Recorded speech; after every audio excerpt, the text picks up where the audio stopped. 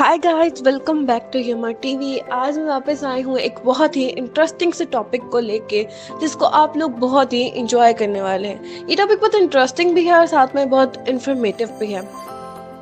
आप लोगों को पता होगा कि इजिप्ट जो है वो मरने के बाद की जिंदगी पर यकीन रखते थे, जिसकी वजह से वो अपने किंग्स और अपने स्पेशल लोगों को ममीज बना के रखा करते थे।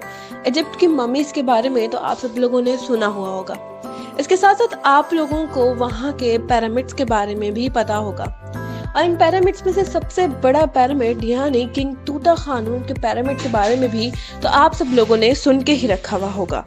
किंग तूताखानून के जब इस पिरामिड की खुदाई की गई तो वहाँ पे 26 फीट नीचे उनका टॉम्ब मिला, जिसके अंदर एक बहुत बड़ी अमाउंट का खजाना मिला। ये खजाना आज तक कहीं पर भी मिलने वाले खजाने से सबसे ज्यादा बड़ी अमाउंट का खजाना है।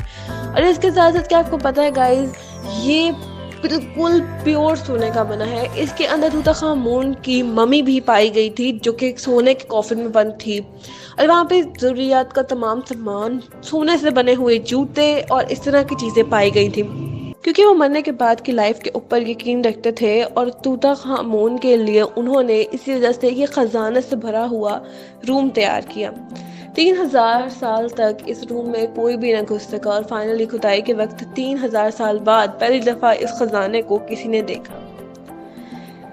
ये खजाना का टोटल वजन 1,03,000 तोला था, मगर ये सोना तो प्राइसलेस है क्योंकि ये बेचा नहीं जा सकता, इसको म्यूजियम में रखा गया है।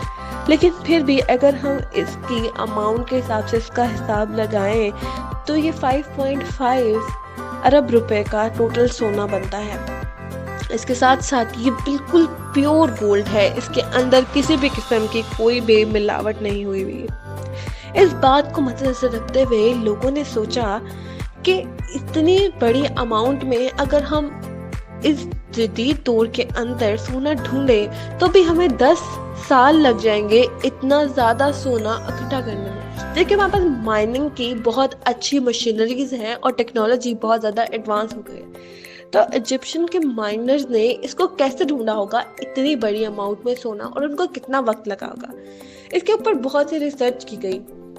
इस सोने का थोड़ा सा टुकड़ा लेकर बाकी जगहों के मुख्तलिफ जगहों के मिले हुए सोने और खजानों के साथ इसको मैच किया गया, तो इससे इल्म हुआ कि ये तूताखामून के पहाड़ियों के इर्द गिर्द से ही लिया गया सोना है। तूताखामून के इस टॉम्ब के इर्द गिर्द पहाड़ियों में से ये सोना लिया गया था, इस बात का तो पता लग गया, लेकिन अभी भी इस जगह का पता लगाना बहुत मुश्किल था, क्योंकि यहाँ पे तकरीबन इर्द गिर्द हजारों की तादाद के अंदर पहाड़ पाए जाते हैं। यहाँ पर डेजर्ट के अंदर ऐसे पत्थर पाए जाते हैं जिनके अंदर सोने के काफी ज़रात पाए गए हैं। इस सब चीज की रिसर्च करने के लिए थॉमस अपने एक दोस्त को लेकर और अपनी टीम को लेकर डेजर्ट में रिसर्च करने के लिए चले गए। ये सरा 1,36,000 स्क्वायर फीट के ऊपर फैला हुआ है। ये सरा बहुत ही खतरनाक है क्योंकि ये बहुत बड़ा है और इसके अंदर पानी बिल्कुल भी नहीं है। पानी की कमी होने की वजह से यहाँ पर बहुत मुश्किल होती है, साथ में गर्मी, टेम्परेचर बहुत ज़्यादा हाई होता है। तूताखामून के इर्द गिर्द इन पहाड़ियों के अंदर सोना चेक करना बिल्कुल भी आसान नहीं था। थॉमस का ये मानना था अगर इतना सारा सोना इन्हीं पहाड़ियों में से निकाला गया है तो उसके लिए काफ़ी ज़्यादा मैन पावर की ज़रूरत होगी, जिसकी वजह से माइनिंग के कोई बहुत पुराने टूल्स यहाँ पर पाए जाएंगे, जिसकी वजह से उन्होंने रिसर्च को शुरू कर दिया। काफी आगे जाने के बाद उन्हें कुछ ऐसे पत्थर दिखाई दिए जो कि माइनिंग के टूल्स थे। उन टूल्स को यूज करके वो सोना निकालते थे, लेकिन अभी भी सवाल ये आता था कि इतने पुराने दौर के अंदर इन्होंने इतनी बड़ी अमाउंट सोने की कैसे निकाली, और कैसे वो इन सब चीजों को प्योरीफाई करके इन शक्लों में ढालते होंगे। सफर अभी खत्म नहीं हुआ था कि उन्हें कुछ और क्लू मिला। इनको वहां पर एक कुआं मिला जो कि पूरी तरह सूख चुका था, लेकिन इस बात से उनको इस बात का पता लगा कि यहाँ पर पहले जिंदगी के कोई ना कोई आसार होते थे, लोगों का आना जाना होता था। اس سے زیادہ ایک مزید چیز ان کو جو وہاں پر ملی وہ یہ تھی کہ ان کو وہاں پر ایک پرانا بنا ہوا روم ملا جو کہ کسی عبادت گاہ کی طرح کی تھی. جب اس کے اندر جا کے ان لوگوں نے دیکھا تو اس کے اوپر مختلف قسم کی پکچرز بنی ہوئی تھیں. ان کو بہت ہی محنت سے ڈرائنگز بنا کے سجایا گیا تھا. ان ڈرائنگ کے اندر ایک بہت ہی انٹرسٹنگ سی پکچر تھی جس کے اندر ان کی تلاش چھپی ہوئی تھی. یعنی اس پکچر کے ذریعے ان کو اس بات کا علم ہوا کہ انہوں نے یعنی ایشین مائنرز نے اپنے سفر کو آرام دہ بنانے کے لیے پارٹس میں ڈیوائیڈ کیا ہوا تھا. یعنی ان لوگوں نے آرام گاہیں مختلف قسم کی بنائی ہوئی تھی جہاں پر کنواں اور باقی ورکرز کے آرام کرنے کی جگہ ہوتی تھی. حساب لگایا جاتا ہے کہ یہ آرام گاہیں ایک دوسرے سے تقریباً 70 سے 80 کلومیٹر تک دور تھی جس کے لیے سفر کرنے کے لیے ان کو لگ بھگ 1 سے 2 دن لگتے ہوں گے. لیکن ان کے لیے یہ سفر کافی مشکل ہوتا ہوگا کیونکہ صحرا کے اندر اتنے دن بغیر پانی کے سروائیو کرنا کافی مشکل کام ہے اور اتنی گرمی میں. لیکن انہوں نے اس گرمی اور پانی کے مسئلے کو سائیڈ پر رکھ کر اپنے سفر کو پھر بھی جاری رکھا.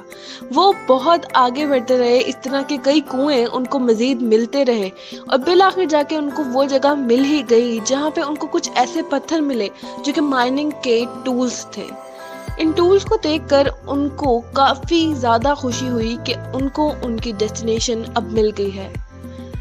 وہاں پر بہت سارے ٹول تو ملے ایسے جو پتھروں میں سے سونا نکالے جاتے تھے کہ کام آتے تھے مگر ان کو وہ ٹنلز نہ مل سکے جہاں سے یہ پتھر نکلتے تھے. اینشینٹ مائنرز ان پہاڑیوں کے اندر کھدائی کر کے وہ پتھر نکالتے تھے جن کے اندر سونا ہوتا تھا. اس کے بعد پھر ان ٹولز کی مدد سے ان پتھروں میں سے سونا نکالتے تھے اور اس کے بعد ان کو کنگز ویلی میں بھیجا جاتا تھا. لیکن اگر ہم حساب لگائیں تو 1000 مزدور ایک ہفتہ کام کرے مائننگ کا تو تب جا کے وہ صرف 1 سپون سونے کا نکال سکتے ہیں. اتنی بڑی تعداد میں گولڈ نکالنے کے لیے کئی لاکھوں مزدوروں نے مل کر کام کیا ہوگا تب جا کر اتنی بڑی اماؤنٹ سونے کی اکٹھی ہوئی ہوگی. اس ویڈیو کو ہم یہیں پر ختم کرتے ہیں. مجھے امید ہے کہ ویڈیو آپ کو پسند آئی ہوگی. اگر ویڈیو آپ کو پسند آئی ہو تو اس کو لائک، شیئر اور سبسکرائب ضرور کیجیے گا. ملتے ہیں بہت جلد ایک نئی ویڈیو کے ساتھ.